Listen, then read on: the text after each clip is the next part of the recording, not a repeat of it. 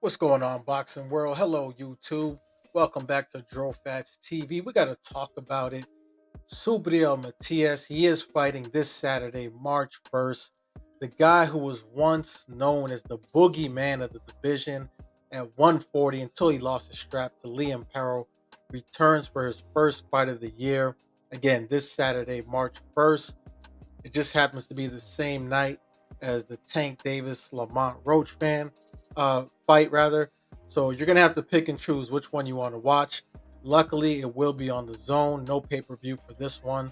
So if you're a big Tank fan, you can watch that and then come, watch this fight later, or miss the Tank fight if you ain't feeling it and watch Subriel Matias handle business this Saturday, March 1st, 140 pounds. This will be a title eliminator. Obviously, Richardson Hitchens is the full world champion at 140 for the IBF strap. So we'll see, man. I'm expecting Matias to take care of business in this one. He is a heavy favorite.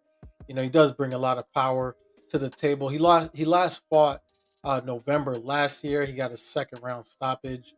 And I'm a fan of Subriel Matias, man. I really am. Even though I picked Liam Perro to beat him last year when they fought, and the reason for it, obviously the power is the main factor when it comes to Matias. But for him, I always felt like he doesn't do a good job cutting off the ring. He's kind of flat footed, and he gets punched a lot, man.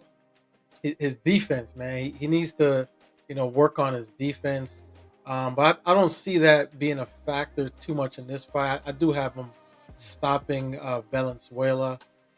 However, if Richardson Hitchens does take the fight, which I believe he actually will, you know, I I did want to believe he was scared to fight Matias, but I feel like after he's seen Liam Perro beat him, he beat Liam Perro.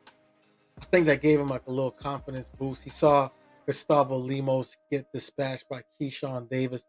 So I think all that factors in, and he will actually fight Subriel Matias.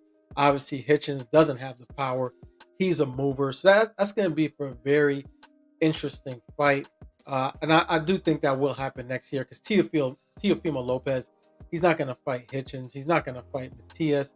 He's already said Matias doesn't bring anything to the table. What has he done at 140 pounds? All that bullshit talk to avoid somebody. Tio's not going to fight him. But I do think Hitchens will fight him. But first things first, he has to take care of business against Valenzuela.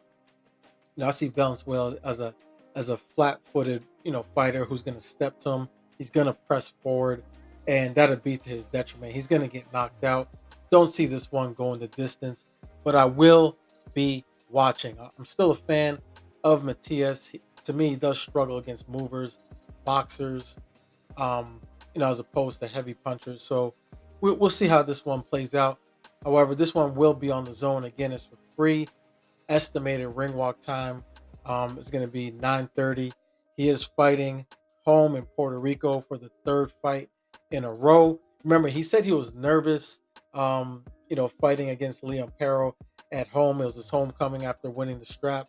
So he should be comfortable now, used to the fanfare, having family there. And again, I think he's going to take care of business to set up that fight against Richardson Hitchens. These are just my thoughts, my views of how I see the boxing world.